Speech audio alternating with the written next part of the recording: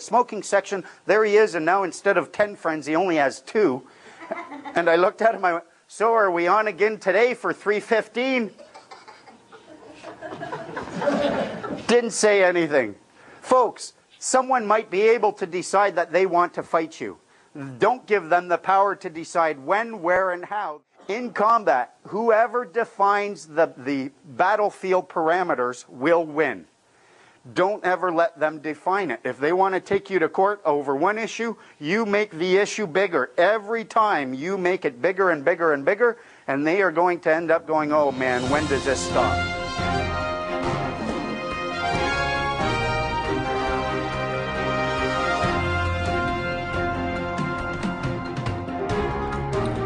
Hello and good day. Robert Menard, your Woodshed News correspondent. Fraud charges are pending against a major charter bank after an extensive investigation initiated by Pavlo Papadakis after the bank tried to sue him on an outstanding student loan. The sharp-eyed and intelligent man noticed that the original liability-creating document was unaccounted for and possibly sold or otherwise discharged. After speaking with RCMP investigators, sufficient cause was seen by them for further investigation, which uncovered some unlawful and startling accounting and mortgaging practices, which involved the bank not only getting paid twice on its security, but creating the same security unlawfully and deceptively. Extensive prison sentences are likely.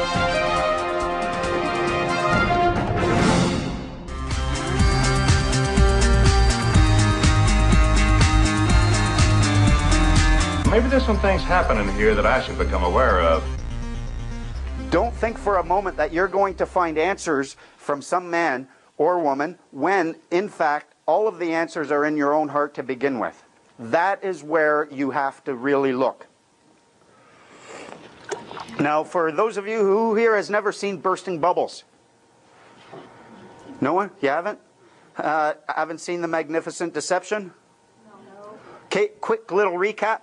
In Bursting Bubbles, what I tried to teach was that you are not a person. Generally speaking, when we refer to a person, we're referring to the living, breathing human being.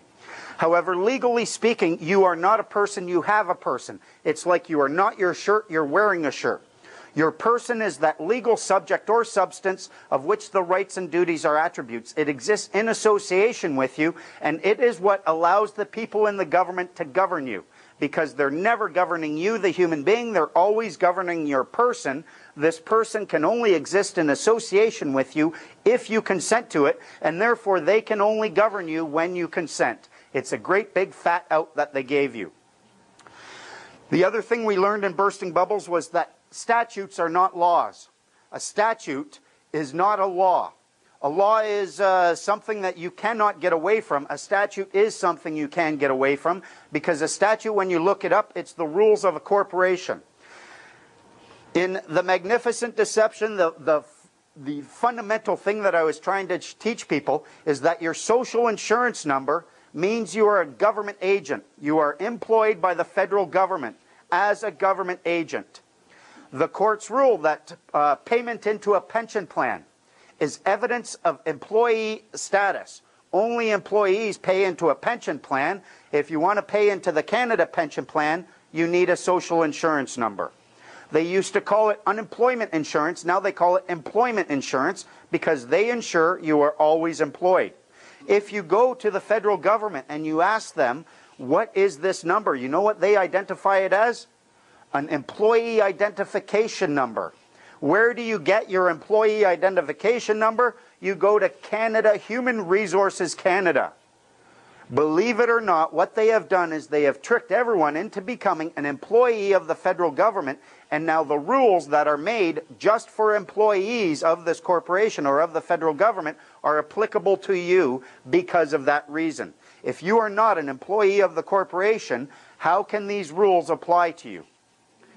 That's one of their big tricks, is they got you all to become employees of the government. Now the government, if you do a little bit of research, look up on the Security Exchange Commission in New York. You will find that Canada is registered as a corporation. This corporation lists income tax payments as a stream of revenue for them, and they advertise this, they publish this information. If you imagine for a moment a temporary work agency, where you go in the morning and you sit there and they go, okay, we got a job for you, go to Jim's Construction and he's going to hire you. You go work for Jim's Construction, you have to give these people a little bit of money, don't you? Why? Because you're working as their agent. Same is true in the federal government. When you go and you give them your number, your social insurance number, and you work under that, you are being hired as an agent for the federal government or as an agent of the federal government, and it's the federal government providing that employer with these services. You've got every right in the world to say, I don't want to give you that number, I just want to engage in a contract with you. They don't want you doing this because it's all about control. And if I can trick you into being an employee instead of an owner, I get to rule you with the employee's rules. Imagine for a moment I write a book on the rules of hockey. I have not invented the game, I have not invented the rules. But all I did was I codified all of these previously existing rules. And I put it in a book called Rob's Rules of Hockey. And I see you playing hockey. Can I come up and say, you're following my rules, therefore I'm in charge of you? No. The rules existed previously. The same is true with the Criminal Code of Canada. If you distinguish very carefully, read the Criminal Code, you will find that there are sections that refer to everyone who.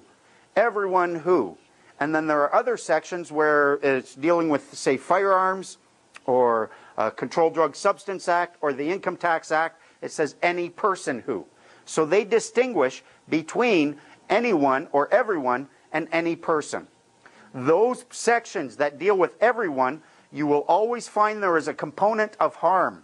You have to either harm another human being, damage property, or use some form of fraud in your contracts. Those sections will always apply to you, but they also apply to the government. The other sections, every person, you're going to be able to walk away from that, say, I'm no longer a person. Now, these sections in the Criminal Code that refer to everyone, they refer to the government too. And these are the tools that you will use to bind the government so that they can't act like bullies over your life. But you have to be able to distinguish between these. There's a maxim in law that says, he who distinguishes well will learn well. If you can't distinguish between a person and an everyone, you are going to be lost in the forest. What we found, these are the key sections that I found in the Criminal Code of Canada, which will give you your remedy against the government and allow you to say no. The first one, one of the most important, is Section 15 of the Criminal Code. Who here knows what that says? No one? Yeah, well, not you, smartass. Section 15 refers to a de facto government in court. Now, two concepts you must recognize here. One is de facto, one is de jure. De jure means by law. De facto means by fact. Now, imagine an airplane. You get on an airplane, there's a pilot there. And he's got the uniform, a trained pilot. You're entering into an agreement. He is a de jure pilot. He has power over you, no doubt about it. Now, let's say the plane takes off. He has a heart attack. He dies. Some passenger comes in and starts flying the plane. He is piloting the plane, so he's the de facto pilot. But he is not hired by the airline, trained by the airline, supported and bonded. He is not the de jure pilot.